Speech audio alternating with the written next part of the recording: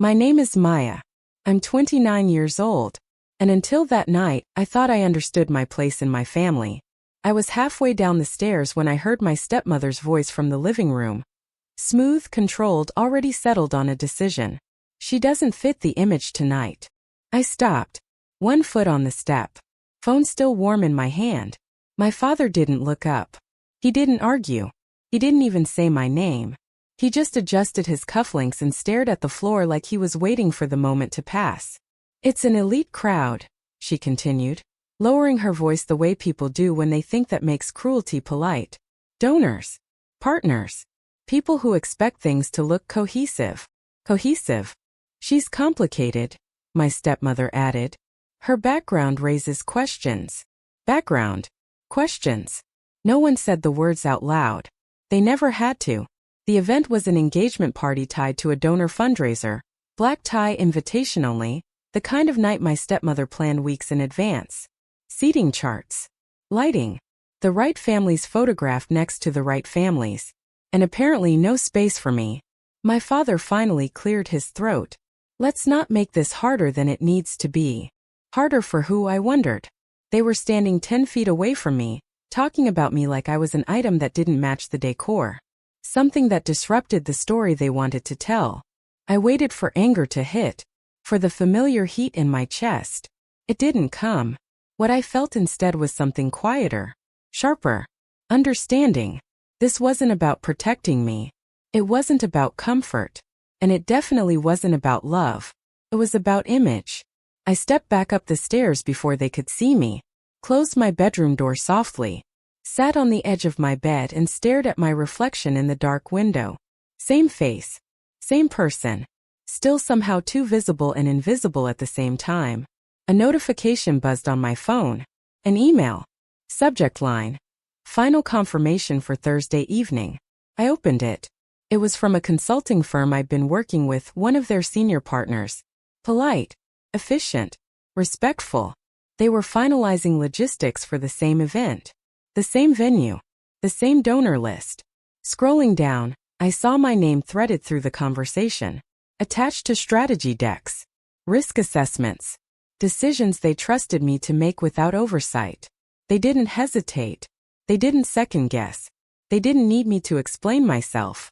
They already trusted me with everything. I leaned back against the headboard and let out a breath I didn't realize I'd been holding. The irony didn't hurt. It clarified. The people my stepmother was hiding me from? They already knew my work. They already relied on my judgment. They already respected me. They just didn't know who I was related to. Downstairs, I could hear her rehearsing introductions, practicing smiles, saying names with just the right warmth. The version of herself she only used in rooms that mattered to her. I understood then that this moment wasn't new. It was familiar. This was just the clearest version of something that had been happening my entire life. What she didn't know was that the people she was hiding me from already trusted me with everything. And this wasn't the first time she decided who I was allowed to be. I learned early that visibility came with consequences. I was 8 when my father married my stepmother. She moved into our lives like a renovation. Rearranging, repainting, replacing anything that didn't fit her sense of order. Our house became quieter, cleaner, more careful. She believed in presentation the way some people believe in religion. Posture mattered. Tone mattered. What you said and when you said it mattered more than how you felt. And above all, don't draw attention. I was the only black child in a white, status-focused household, but that was never said directly. Didn't need to be. The rules were coded, delivered through looks and gentle corrections and smiles that never quite reached her eyes. Maybe keep your voice down. Let's smooth your hair for tonight. You don't want to stand out in the wrong way. Wrong way. The moment that sealed it happened at a formal charity dinner when I was 14. Crystal glasses. Linen napkins folded into shapes I didn't know the names of. A long table filled with adults talking about schools, foundations, investments. I'd been coached all afternoon. How to sit, how to smile, how to answer questions without asking any. I lasted 20 minutes. One of the guests mentioned a development project overseas. I asked a question, not loud, not rude. Just curious. Analytical. The kind of question teachers praised me for at school. The table went quiet. Not shocked. Not angry. Just still. My stepmother reached across and lightly touched my wrist. Her smile stayed perfectly in place as she said, "Sweetheart, let's not interrogate our guests." A soft laugh followed. Polite. Controlled. Then she glanced at my hair. Natural, pulled back, and added, still smiling, "And we'll talk about presentation later." Presentation. The conversation moved on without me. My stepbrother jumped in smoothly, redirecting the mood. Someone complimented him on his manners. I sat there burning, cheeks hot, hands folded in my lap the way I'd been taught. Invisible again. Later that night, in the car, I finally asked my father why she'd said that. My voice shook, but I kept it steady. He sighed. "She's just trying to help you fit in." Fit in where? I wanted to ask. Fit into whose comfort? But I nodded. I always nodded. That was the moment I understood something fundamental. Being myself wasn't neutral. It was risky. Expression carried penalties. Curiosity invited correction. So I adapted. I learned when to speak, and when silence was safer. I learned how to observe without participating, how to be present without being seen. Excellence became my refuge because it didn't require explanation. You could be brilliant quietly. You could succeed without permission. You could disappear inside competence. At home, praise was reserved for polish. My step-siblings were celebrated for their charm, their connections, their ability to glide through rooms like they belonged everywhere. I was praised when I didn't cause friction, when I didn't ask questions, when I didn't challenge the tone, when I didn't exist too loudly. By the time I left for college, I had learned the rules perfectly. Visibility had consequences, but usefulness had value. And if I couldn't be visible, if I couldn't be accepted as I was, then I would make myself indispensable. I didn't announce my ambitions. I didn't argue for space. I didn't try to correct anyone's perception of me. I just worked. College was the first place where no one cared how I looked at a dinner table, as long as my results held up. I chose a field that rewarded precision over personality, outcomes over optics. A place where answers mattered more than delivery. Felt like oxygen. While other people built brands, I built systems. While they practiced introductions, I practiced execution. I took the unglamorous assignments. The ones buried 3 layers down. The problems no one wanted because fixing them meant no applause, just accountability. First, it was brutal. I was underpaid, overqualified, frequently invisible. I'd watch my work get passed up the chain, cleaned up, and presented by someone else with a better title and a louder voice. I learned the taste of seeing your ideas praised when your name is missing. At home, nothing had changed. My stepmother called it internet work. The way people dismiss things they don't understand. She'd ask when I planned to do something more stable, something people could explain at dinner. My step-siblings, meanwhile, were celebrated for networking, for internships arranged through friends, for knowing the right people. My father liked to say, "Connections are everything." I smiled and kept going, because I had learned something important. Explaining myself never worked. Results spoke a language no one could interrupt. So I stopped talking. I built quietly, late nights, early mornings, weekends that disappeared into problem solving. I became the person teams called when things were already on fire. The one who didn't panic. The one who fixed what others couldn't see clearly enough to diagnose. I didn't need to be liked. I needed to be reliable. That shift changed everything. Slowly, the work stacked up. Not publicly. Internally.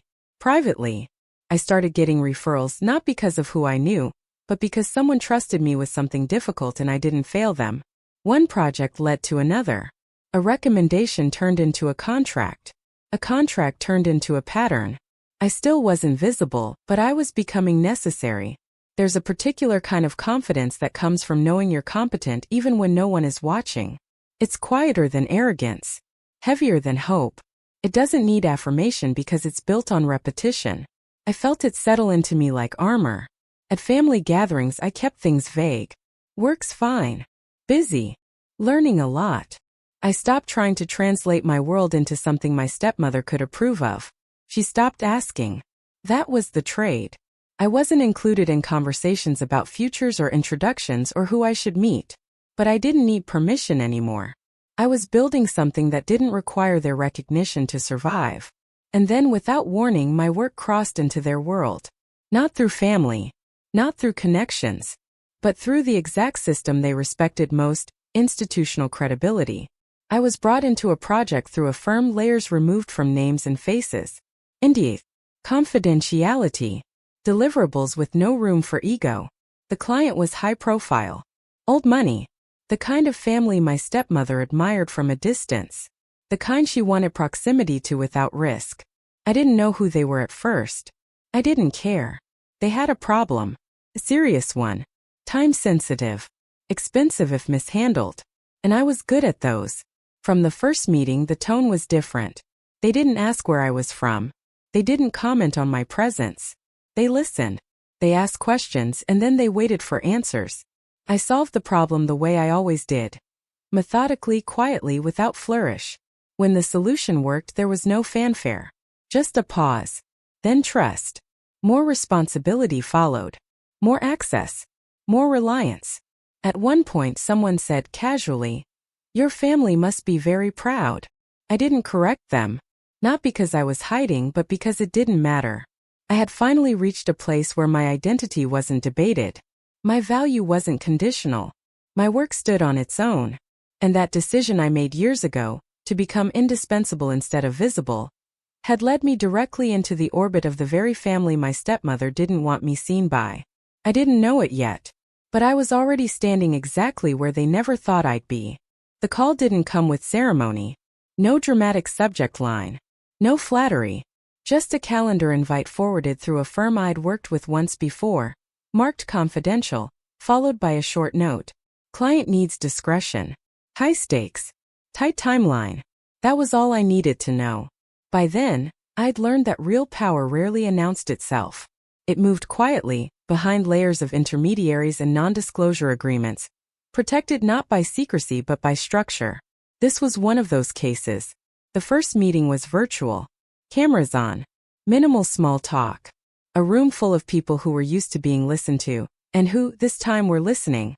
They didn't ask me to introduce myself beyond my role. They didn't comment on my background or ask where I was based. They got straight to the problem. It was complicated. Financially exposed. Politically sensitive. The kind of situation where a single wrong assumption could cost millions or reputations. I took notes. I asked questions. Real ones. The kind I'd been taught were too much at dinner tables. No one flinched. Instead they leaned in. I could feel the shift happen, not emotionally but structurally.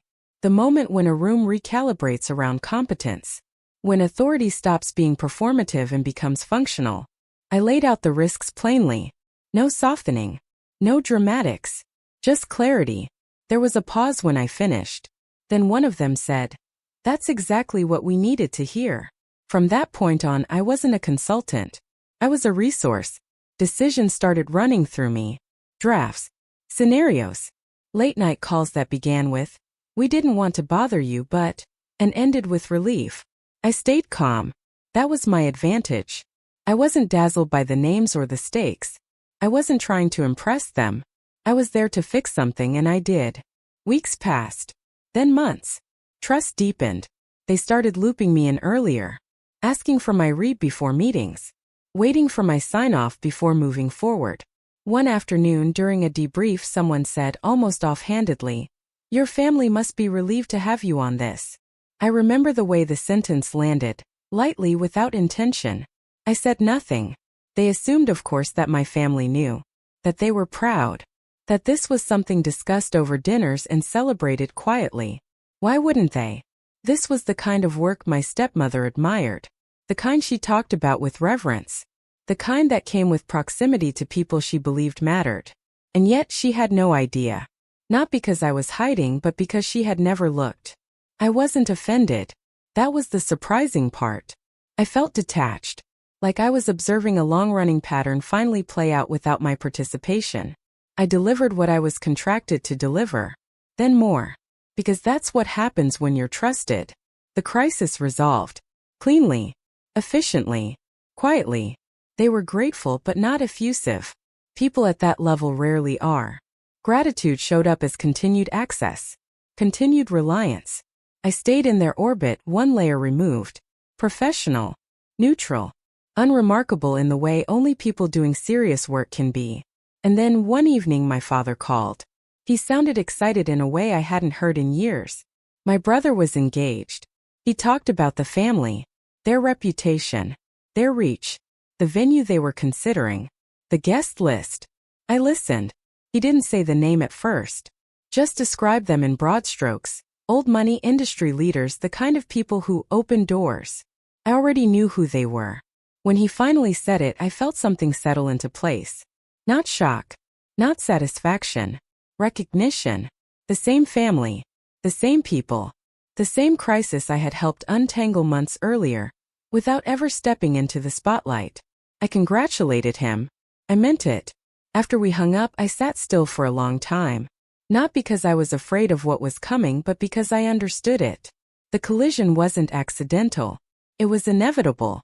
I had built myself into rooms my stepmother believed she controlled access to. I had earned trust from people she admired without ever asking her permission. And soon she would try to curate an image that no longer included me, without realizing how deeply embedded I already was. At the time, I didn't know how she planned to exclude me. I only knew she would. Because some people don't know what to do when the version of you they dismiss becomes undeniable. They try to manage it. And that realization that my work and my family life were about to intersect in a way no one could fully control was strangely calm. I wasn't plotting revenge. I wasn't rehearsing speeches. I was just waiting. Because for the first time in my life, I wasn't walking into a room hoping to be accepted. I was already needed. The announcement came the way big family news always did in our house, loud, curated, and already halfway packaged for other people's approval. My father called another meeting. Living room. Everyone present. My stepmother standing instead of sitting like she was about to deliver a keynote. My brother was engaged. She said it slowly, letting the words land. Letting us absorb not just the news but the upgrade. This wasn't just an engagement. It was a merger. A confirmation that everything she'd worked toward, status, proximity, perception, was finally paying off. She talked about the family as if she already belonged to them. Their influence. Their standards. The kinds of rooms they moved in. Then she talked about the event. A formal celebration. Donors. Partners. People who mattered. She didn't look at me when she said that part. Instead, she turned to my brother, discussing venues and guest lists, already shaping the narrative. I waited. Not nervously. Just observantly. Eventually, the omission became too obvious to ignore. I asked calmly, "When is it?" She paused. Just for a second. Then smiled. "Oh," she said lightly. "It's more their scene." I nodded as if that explained something. She continued. "It's going to be very specific. You know how these things are.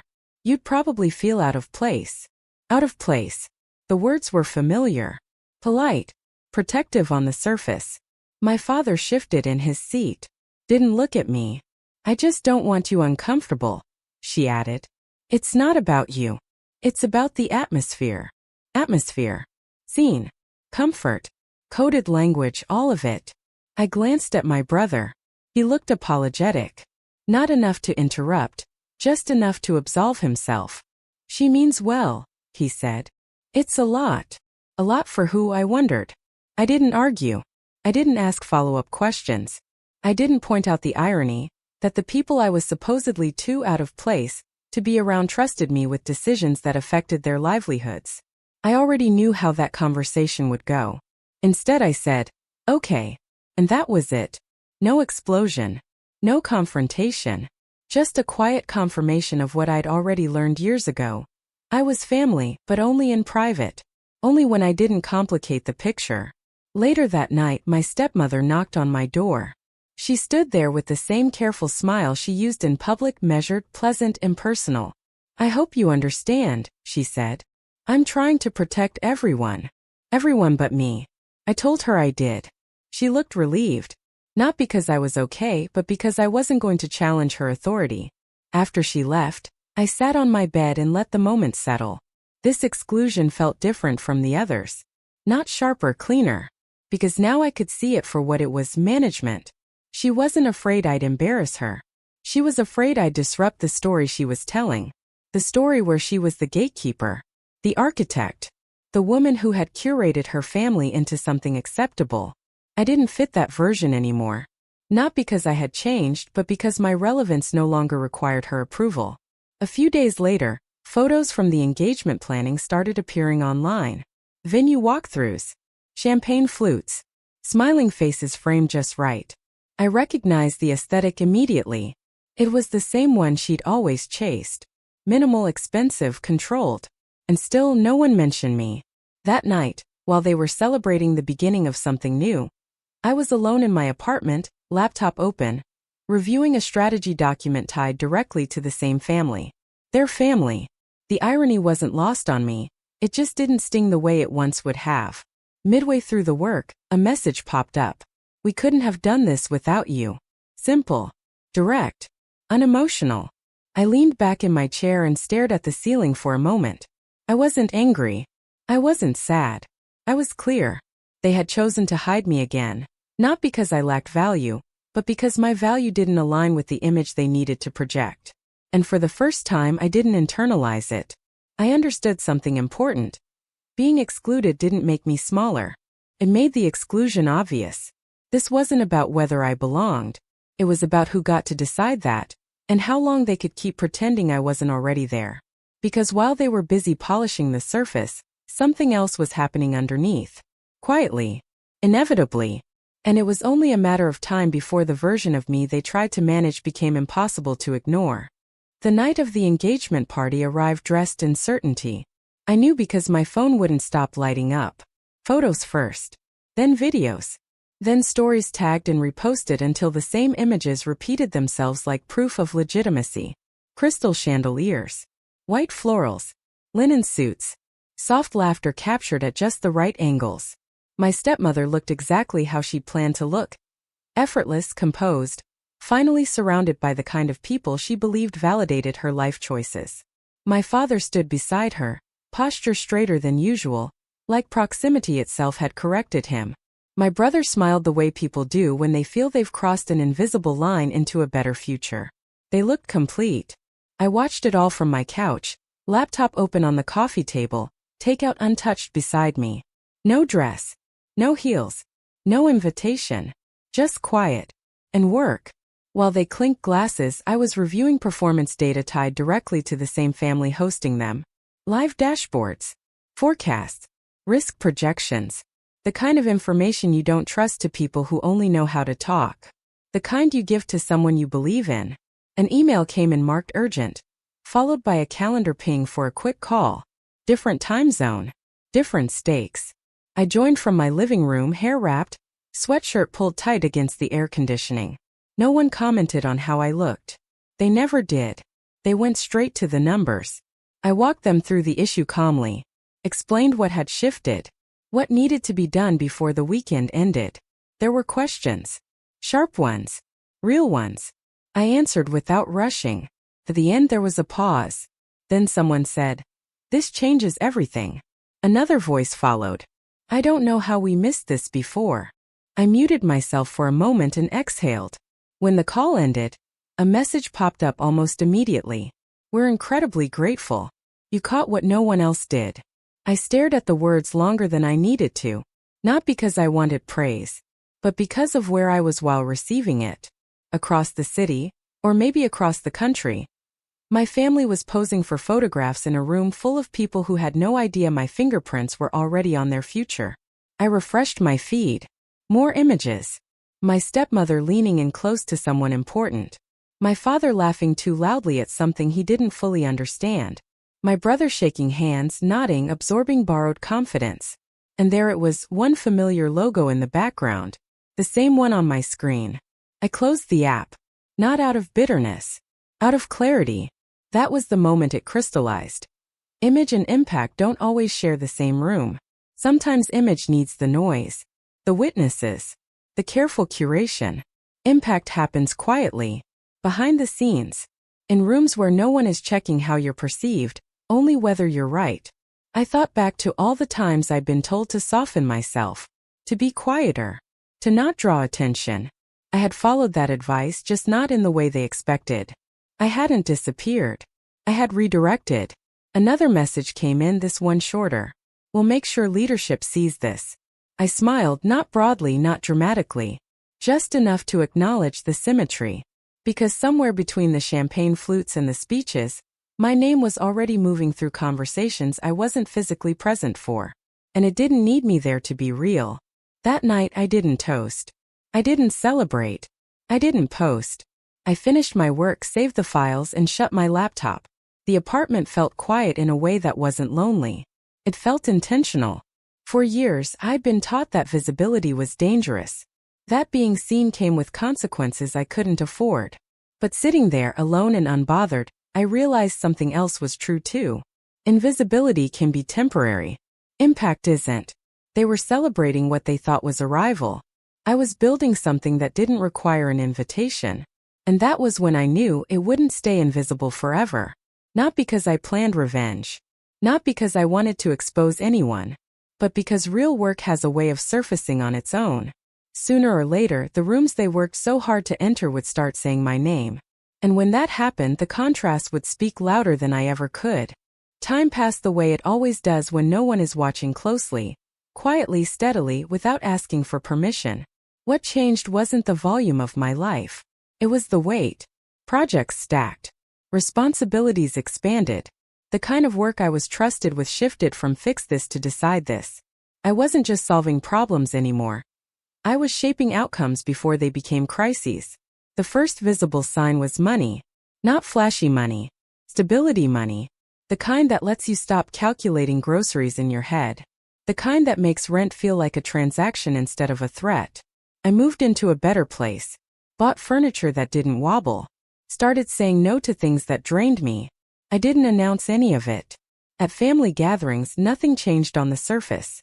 My stepmother still asked vague questions like, "So, are you still doing that online thing?"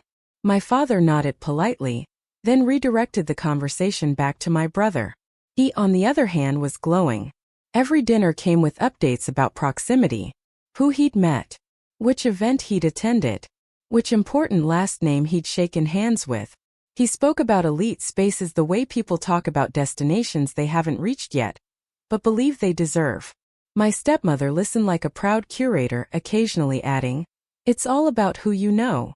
I chewed slowly, drank water, let it pass, because what I knew they didn't need to hear. My work kept expanding outward, new regions, higher stakes, longer horizons. I found myself in rooms where decisions were made without theatrics. No small talk. No performance. Just clarity. One afternoon, an email arrived that made me stop scrolling. Subject line. Formal invitation. It wasn't flashy. Didn't need to be. The message was direct. Professional. Warm without being familiar. They were hosting a recognition gala, part celebration, part strategic summit. Partners, stakeholders, families. They wanted me there. Not as support. Not as an observer. As a key contributor. My name appeared high on the list, grouped with architects, leads, decision-makers. Below that, separate, smaller, were family invitees. I read the email twice. Not because I didn't understand it. Because I understood it perfectly. They had invited me first. Before my family. Before anyone thought to frame me as an extension of someone else. For the first time, I was entering a space without needing to be contextualized. No qualifiers. No softening. No warnings. Just my name and my role. When I told my father about the event, his reaction was distracted enthusiasm. "That's great," he said. "We're invited too. Big night for the family." For the family. He didn't ask why I'd been invited. Didn't ask what I'd be doing there. My stepmother smiled tightly. "Well," she said, "just make sure you're comfortable. These things can be particular." I nodded. Comfortable wasn't the goal anymore. As the date approached, I felt something unfamiliar. Not anxiety, not excitement. Pressure. Not the kind that squeezes. The kind that builds. Because I knew something they didn't. This wasn't about exposure. It wasn't about revenge. It was about alignment. Two versions of me were about to exist in the same room. The one they had edited down for years, and the one the world had come to rely on. They couldn't both survive unchanged. I didn't rehearse speeches. I didn't plan conversations. I prepared the way I always did, by being exact. By being calm. By being myself. The night was coming. And for the first time I wasn't stepping into it hoping to be accepted. I was stepping into it already chosen. I arrived early. Not because I was nervous but because I was asked to. The venue rose out of the city like a statement. Glass, steel, soft gold lighting spilling onto the pavement. Valets in tailored jackets. Guests already drifting in. Wrapped in silk and confidence. As soon as I stepped through the doors, the atmosphere shifted. A coordinator glanced at her tablet, then looked up and smiled like she'd found what she was searching for. "Miss Bennett," she said, warm and certain. "We're glad you're here." No hesitation. No scanning my face for confirmation. She handed me a badge, thick cardstock, clean typography. Nora Bennett, lead strategic architect. Seeing my name printed like that did something quiet to my chest. Not pride exactly. Relief. Like I didn't have to explain the outline of myself anymore. I was guided past the main ballroom into a side space where staff moved with purpose. People turned when I entered. Not to stare, but to acknowledge. A nod. A smile. Recognition that said you're expected. One of the hosts approached me, hand extended. "So good to finally meet you in person," he said. "We've been looking forward to this." We spoke briefly, no small talk. Just substance. Next steps. Future plans. He referenced decisions I'd made months earlier, outcomes that were now standard practice. I realized then that I wasn't a guest. I was part of the infrastructure. Along one wall, displays had been set up. Panels, screens, framed summaries of the year's work. Metrics turned into narratives. Problems into progress. My work was there. Not hidden. Not minimized. Clear, central, impossible to miss. I stood in front of one display longer than I meant to. Not because I was admiring it, but because it felt surreal to see proof of myself presented without commentary. No one correcting my tone. No one adjusting my presence. Just results speaking fluently on my behalf. For the first time at an event like this, I relaxed. My shoulders dropped. My breath evened out. I belonged, not because someone made room for me, but because the room had been built around the work I'd done. I was mid-conversation with another partner when I felt it. A subtle change in the air. The kind that happens when familiar energy enters a space. I turned slightly, and there they were. My father first, scanning the room like he was measuring it. My stepmother close beside him, posture perfect, smile already in place. My brother just ahead, walking with the confidence of someone who believes this night confirms something about him. They didn't see me. Not yet. They were too busy absorbing the room, taking in the scale, the elegance, the validation they'd imagined for months. I watched them the way you watch people pass a mirror they don't realize is there. My stepmother adjusted her clutch, smoothed her dress. My father nodded approvingly at the decor. They walked right past the displays, past the panels, past my name, still unaware. A staff member leaned in toward me and said quietly, "We'll be starting the main program shortly. They'll want you near the front." I nodded. As I moved into position, I didn't feel triumph. I felt steady. This wasn't about being seen anymore. It was about truth catching up. They had spent years deciding where I fit. In just a few minutes, the room was going to decide something else entirely. And my name was about to be said out loud, without apology, without explanation. The lights dimmed just slightly, not enough to darken the room, just enough to signal attention. Conversations softened. Glasses lowered. Bodies angled toward the stage. I stood where I'd been placed, near the front but not centered. Close enough to be included. Far enough to observe. The host stepped up to the microphone. Calm. Assured. Someone used to rooms like this, bending toward his voice. "Tonight," he began, "is about partnership. About trust. About the people who step in when the stakes are high and the margin for error is thin." Polite nods rippled through the crowd. He spoke about the past year carefully, precisely. About challenges that had threatened momentum. About decisions that couldn't be delayed. About the difference between image and substance. I felt my stepmother straighten somewhere behind me. Then the tone shifted. "There are moments," he continued, "when one person's work quietly changes the direction of an entire organization. No press. No spotlight. Just results." A pause. On the screen behind him, the first slide appeared. Clean. Minimal. A title. A set of metrics. Before and after. I saw my father lean forward slightly interested now. The host gestured toward the screen. This transformation didn't come from a committee, he said. It came from clarity. The slide changed. My name appeared. Not large. Not dramatic. Just accurate. Nora Bennett. Lead strategic architect. The room went still. Not silent still. The kind of stillness where people stop shifting in their seats. Where attention locks. I didn't turn around. I didn't need to. I could feel it. The sudden recalibration. The host continued, voice steady. Her work restructured our entire approach. She didn't just solve the problem. We now operate differently because of her. Another pause. Longer this time. Then he looked up from his notes and smiled. We're honored she's here with us tonight. Applause began, not explosive but solid. Earned. Sustained. I turned then. Not toward the stage. Toward my family. My stepmother was frozen. Her smile, so carefully practiced, had not caught up with the moment. Her eyes darted from the screen to me, then back again, as if waiting for the room to tell her how to react. My father looked stunned in a quieter way. Not embarrassed. Not angry. Disoriented. Like a man realizing he's been reading the wrong map for years. My brother's face drained of color. His mouth opened slightly, then closed. He glanced at my stepmother, then at me, like he was trying to calculate how this version of me fit into the story he'd been telling. The applause faded naturally. The host added almost casually, "We assumed you'd be celebrating together tonight." A few people near them nodded. The sentence wasn't sharp. Didn't need to be. It landed anyway. My stepmother recovered first. She always did. Her smile snapped back into place, a little too tight now. She leaned toward my father and whispered something I couldn't hear. He didn't respond. My brother took a step toward me, then stopped. Thought better of it. For the first time, no one rushed to manage me. No one pulled me aside. No one corrected the moment. The truth had already been spoken.